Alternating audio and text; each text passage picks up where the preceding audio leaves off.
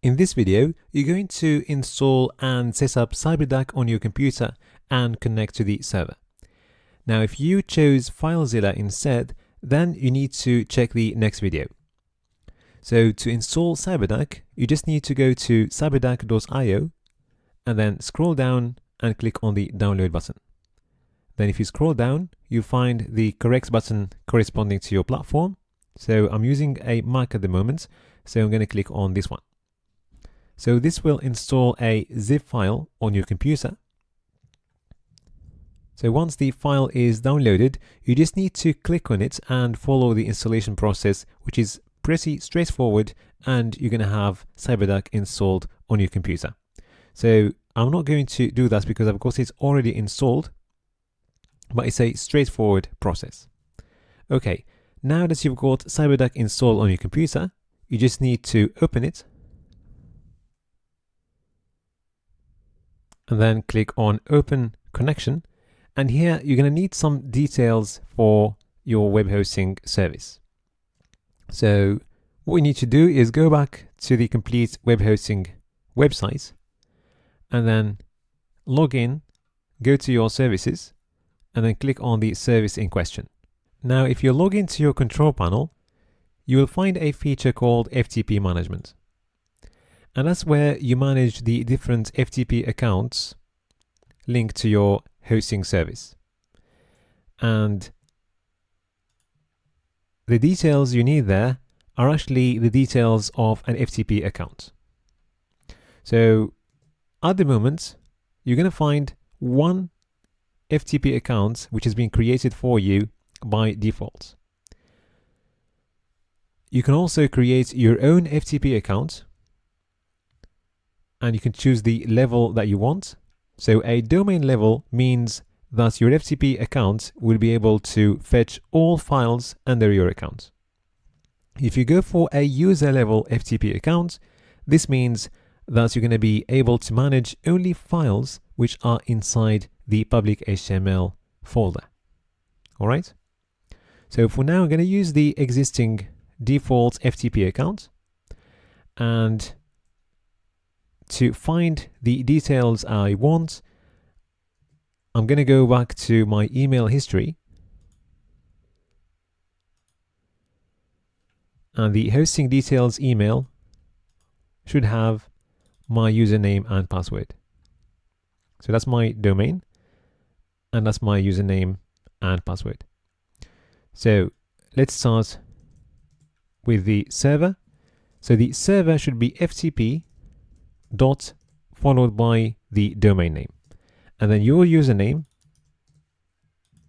should be that one, and then the password should be this one.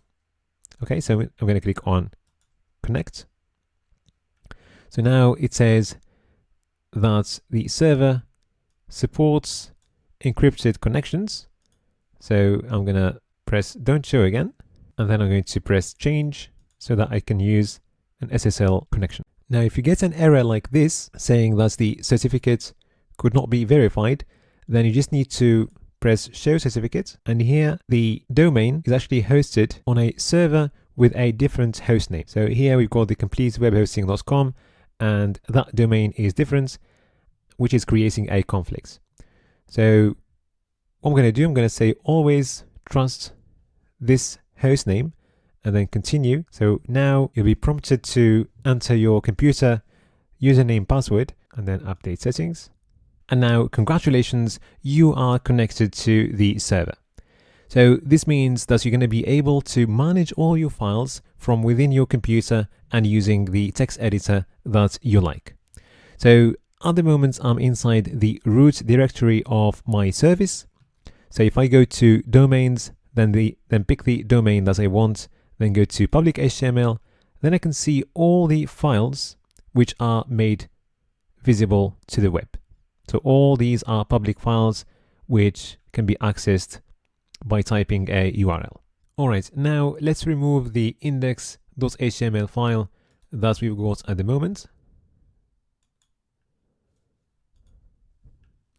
And let's upload our hello world file. So I'm going to click right, then upload, then go to the desktop, then to the course folder, and then hello world.html. So here is our file. Now let's visit our subdomain and see what we get.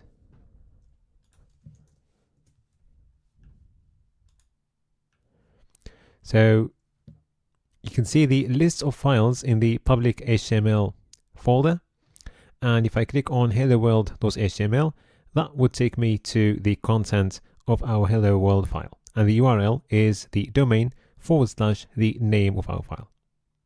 Now if I place this file in a different folder, so I'm going to create a folder,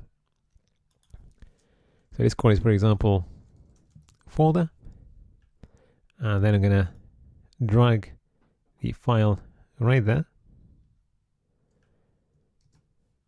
Now to access this file, I need now to type the domain / the name of the folder, which is folder / the name of the file. And here we go. All right. Now using your FTP tool, in this case Cyberduck, you can actually edit the file using your favorite text editor directly from your computer. So all you need to do is select the file and then click on the edit button.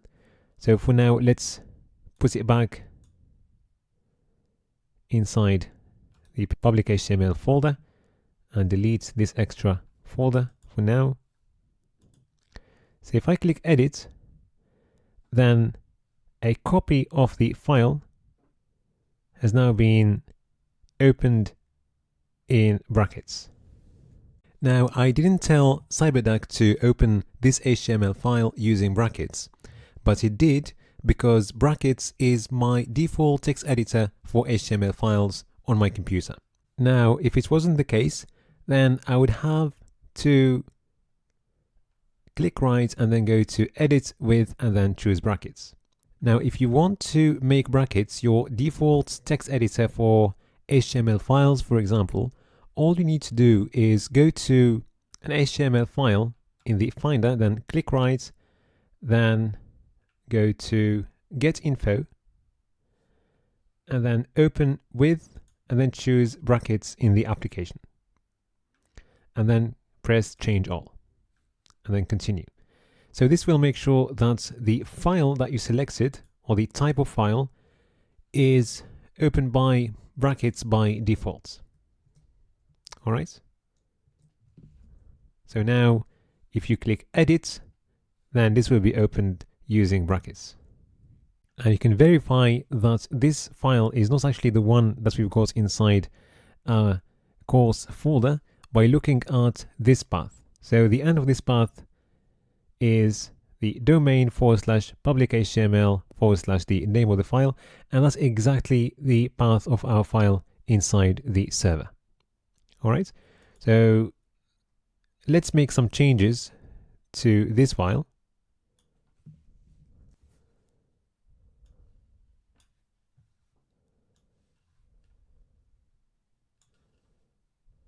I'm going to split my screen into two halves just for clarity.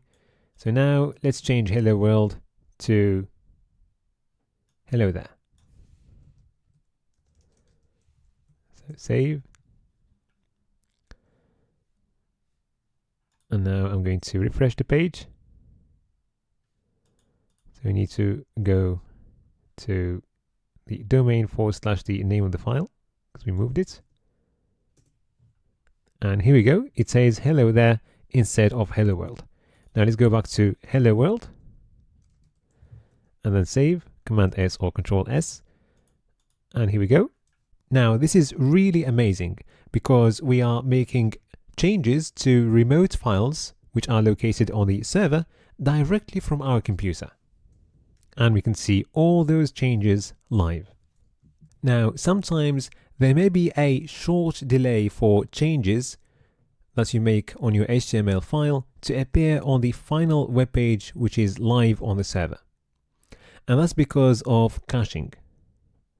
Basically, if you visit the web page right now and you see hello world, and then you make a change to your web page, like hello there, for example, and then you save, and then you visit the web page again, the server may only serve you a copy of the web page which has been served in the first request. This means that any changes that you would have made to the HTML file wouldn't appear straight away on the final web page. And that's because of caching. So to avoid that, you can create a file inside your public HTML and call it .htaccess. So this file is a hidden file, so you won't see it straight away. So to see it, you need to go to View and then Show Hidden Files. And here it is. Now to edit this file, I'm going to click right, then Edit With, and then I'm going to choose the default text editor, as I don't have brackets in the options. And then I'm going to go to